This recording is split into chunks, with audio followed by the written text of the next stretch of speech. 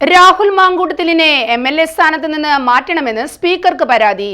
DK Murali MLA നൽകിയ പരാതി മാങ്കൂട്ടത്തിലിനെ തിരിച്ചടിയാകും. നിയമസഭയുടെ ചരിത്രത്തിൽ ആദ്യമായി ഒരു MLAയെ അയോഗ്യനാക്കാൻ നീക്കം. രാഹുലിനെ വെള്ളപൂശാനുള്ള നീക്കവുമായി യൂത്ത് കോൺഗ്രസ് നേതാവ് ഫെന്നി നൈനാൻ. കോൺഗ്രസിലും പ്രതിഷേധം.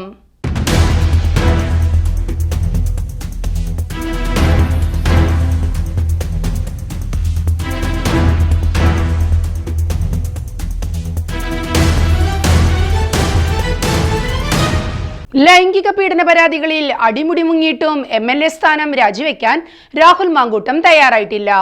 ഇപ്പോൾ അറസ്റ്റിലായതോടെ രാജി ആവശ്യമുയർത്തി ശക്തമായ പ്രതിഷേധമാണ് ഉയർന്നുകൊണ്ടിരിക്കുന്നത്. മാങ്കൂട്ടത്തിലിനെയും കൊണ്ട് ആശുപത്രിയിലടക്കം പോലീസ് സംഘം എത്തുമ്പോൾ അതിശക്ത പ്രതിഷേധമാണ് CPM-ഉം BJP-യും ഉയർത്തുന്നത്. MLAക്ക് നേരെ പ്രതിഷേധക്കാർ ചീമുട്ടയെറിഞ്ഞ സംഭവവും ഉണ്ടായി. എന്നിട്ടും രാഹുൽ മാങ്കൂട്ടത്തിലിനോട് രാജിവെക്കാൻ മുതിർന്ന കോൺഗ്രസ് നേതാക്കൾ പോലും ആവശ്യപ്പെട്ടിട്ടില്ല. മാങ്കൂട്ടത്തിലിനെ കോൺഗ്രസിൽ നിന്ന് പുറത്താക്കിയതാണ്. അതുകൊണ്ട് തന്നെ രാഹുലിന്റെ രാജി തീരുമാനം വ്യക്തിപരമാണെന്ന ന്യായമാണ് അവർ ഉയർത്തുന്നത്. എന്നാൽ രാഹുലിനെ മത്സരിപ്പിച്ച് വിജയിപ്പിച്ച UDF-നെ രാജി ആവശ്യപ്പെടാൻ ധാർമ്മിക ബാധ്യതയുണ്ടെന്നത് അവർ ബോധപൂർവം വിസ്മരിക്കുകയുമാണ്. ഈ സന്ദർഭത്തിലാണ് നിയമസഭാ സ്പീക്കർക്ക് പരാതി നൽകി മാങ്കൂട്ടത്തിലിനെ അയോഗ്യനാക്കാനുള്ള നീക്കങ്ങൾ ആരംഭിച്ചിരിക്കുന്നത്. കേരള നിയമസഭയുടെ ചരിത്രത്തിൽ ആദ്യമായാണ് ഒരു ജനപ്രതിനിധിയെ അയോഗ്യനാക്കാൻ ഈ വിധത്തിൽ നീക്കം നടക്കുന്നത്.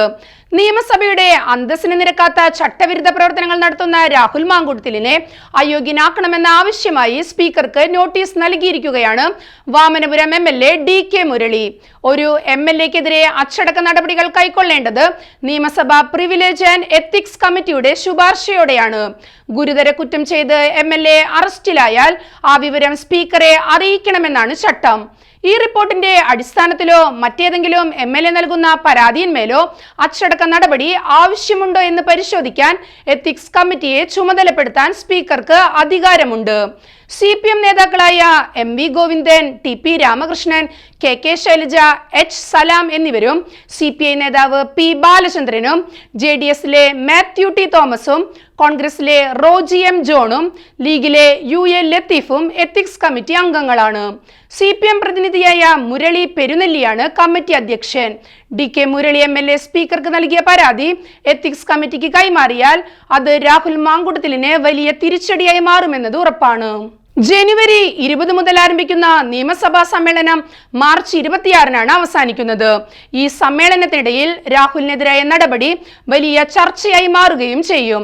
സ്വയം രാജിവെച്ചൊഴിയാത്ത രാഹുലിനെ നിയമസഭ മുൻകൈയെടുത്ത് അയോഗ്യനാക്കുമോ എന്നാണ് ഏവരും ഉറ്റുനോക്കുന്നത്. അതേസമയം രാഹുലിനെ വെള്ളപൂശി യൂത്ത് കോൺഗ്രസ് നേതാവും മാങ്കൂട്ടത്തിലിന്റെ സുഹൃത്തുമായ ഫെന്നി നൈനാൻ രംഗത്തെത്തിയിട്ടുണ്ട്. അന്വേഷണ സംഘത്തിന് മുമ്പാകെ യുവതി നൽകിയ മൊഴിയിൽ ഫെന്നി നൈനാനെ കുറിച്ചും പരാമർശിച്ചിട്ടുണ്ടായിരുന്നു.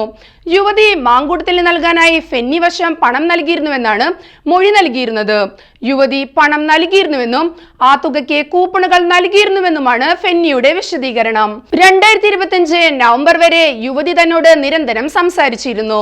രാഹുൽ ബലാത്സംഗം ചെയ്തുവെന്നത് വിശ്വസിക്കാൻ കഴിയില്ലെന്നും രാഹുലിനെ സ്വകാര്യമായി കാണാൻ 2 മാസം മുമ്പും യുവതി ആവശ്യപ്പെട്ടിരുന്നുവെന്നും ഫെന്നി പറയുന്നു.